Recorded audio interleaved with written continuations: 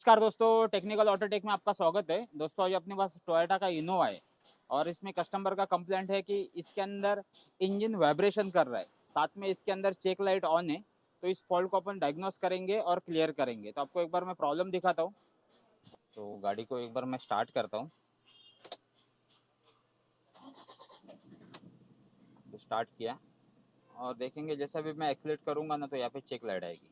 तो ये देखो, चेक लाइट आया येलो कलर का साइन, मतलब गाड़ी के अंदर प्रॉब्लम है। और यहाँ पे भी आपको स्टेयरिंग पे भी फीलिंग होता है, वाइब्रेशन हो रहा है स्टेयरिंग। तो आगे इंजन भी दिखाता हूँ, वाइब्रेशन कर रहे हैं। तो इंजन भी देखेंगे ना, तो ऐसा वाइब्रेशन कर रहा है। तो यही प्रॉब्लम है, इंजन वाइब्रेशन हो रहा है, मतलब सिलेंडर इसका मिसफायर हो रहा है। तो फॉल्ट देखते हैं कि इसका फॉल्ट क्यों आ रहा है। तो गाड़ी को बंद करके मैंने इग्निशन स्विच को ऑन किया और इसको एक बार स्कैन करते हैं। जाएंगे डायग्नोस में, एशियन, टोयोटा।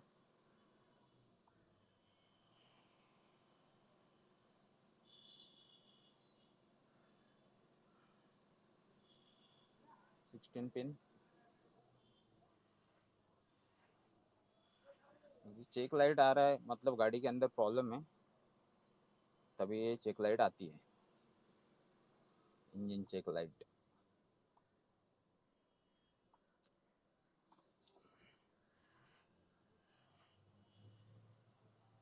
और जाएंगे ईसीएम में, क्योंकि अपने को इंजन ही देखना है।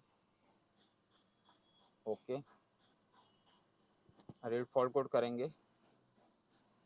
तो यहाँ पे जो फॉल्ट कोड शो हो रहा है P0200, इंजेक्टर सर्किट ओपन, और एक करंट में फॉल्ट कोड। तो आपको मैं प्रॉब्लम भी दिखाता हूँ कि ये प्रॉब्लम इसके अंदर क्यों आया। फॉल्ट बहुत इंटरेस्टिंग है, तो वीडियो में लास्ट तक बने रहे। तो आपको मैं डायरेक्टली फॉल्ट के ऊपर ही लेके जाता हूँ, क्योंकि इसके अंदर 4 सिलेंडर है, तो 4 इंजेक्टर है, 1 2 3 4।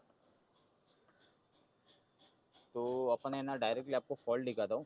3 इंजेक्टर के अंदर है ना, जैसे भी सॉकेट खोलेंगे तो एक बार मैं सप्लाई कैसे चेक करते हैं वो भी बताता हूँ। तो जो थर्ड नंबर जो इंजेक्टर है ना, उसके अंदर मैंने सॉकेट लगाया। बंद करो। तो यहाँ पे देखेंगे ना, तो ये प्रॉपर रिस्पांस नहीं दे रहा है। ये देखो, वापस एक बार सेल्फ मारो।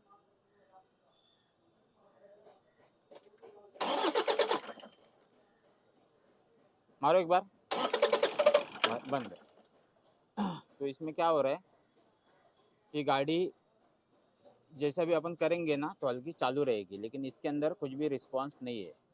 मतलब सप्लाई आ रहा है, लेकिन ये प्रॉपर काम नहीं कर रहा। अभी सेम मैं आपको सेकंड वाला दिखा देता हूँ। कोई भी स्विच बंद है ना, तो पे अपन सेकंड में लगाया, तो आपको एक बार दिखाता हूँ। हाँ मारो। देखो, इसका जो है ना सेल्फ मारने के बाद देखो कैसा हो रहा है, और थर्ड में कैसा है। एक्चुअली थर्ड में प्रॉब्लम है। वापस एक बार मारो। ये देखो, तो ये प्रॉपर मूवमेंट हो रहा है इसका सेकंड का, लेकिन जो थर्ड है ना, इसके अंदर प्रॉब्लम है। तो थर्ड का जो है ना फॉल्ट किधर है, वो आपको दिखाता हूँ मैं। प्रॉब्लम मैंने फाइनली पूरा चेक कर लिया, तो फाइनली फॉल्ट मुझे इसके ईडीयू के अंदर मिला। जो इंजेक्टर ड्राइवर रहता है ना, इसके अंदर फॉल्ट है। तो इसको मैं चेंज करूँगा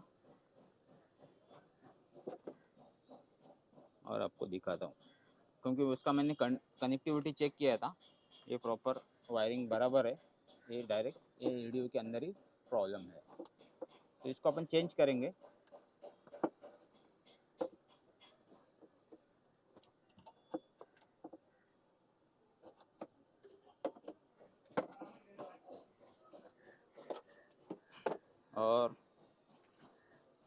और ये अपन दूसरा ईडीयू के अंदर ऑलरेडी मैंने फॉल्ट को कंफर्म किया था, दूसरे ईडीयू में अपन लगाते हैं। इसके अंदर लगाया,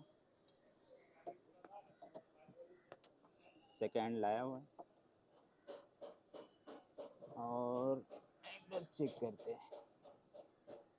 फिटिंग किया, बाकी इसका कौन से पिन में क्या सप्लाई आएगा ऑलरेडी वीडियो मैंने बहुत सारे बनाए हुए हैं। हर एक पिन के अंदर सप्लाई क्या क्या आता है वो बताया हुआ है। आपको मैं डायरेक्टली फॉल्ट दिखा रहा हूँ। ये इसका ओल्ड वाला है गाड़ी का, और ये अपन ने दूसरा डाला हुआ सेकेंड हैंड। और एक बार अपन गाड़ी चालू करके देखते हैं ये अपना प्रॉब्लम क्लियर हो रहा है क्या।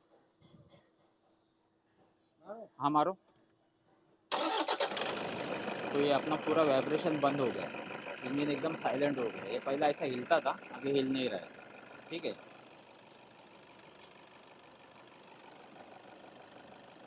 तो गाड़ी स्टार्ट ही है और पूरा वाइब्रेशन बंद हो गया है जैसा भी। और एक्सीलेट करता हूँ उसको मैं, तो उसके अंदर जो चेक लाइट आती थी वो चलेगी। तो ये फॉल्टी ईडीयू की वजह से प्रॉब्लम था, और स्कैनर के ऊपर रीड करूँगा तो यहाँ पे नो डीटीसी। तो फॉल्टी 3 सॉकेट का ईडीयू की वजह से फॉल्ट आया था, तो प्रॉब्लम अपना सॉल्व हो गया। तो उम्मीद करता हूँ कि इस वीडियो से आपको कुछ सीखने को मिला रहेगा। वीडियो अच्छा लगा रहेगा तो लाइक शेयर और सब्सक्राइब कर दो। जय हिंद, जय महाराष्ट्र।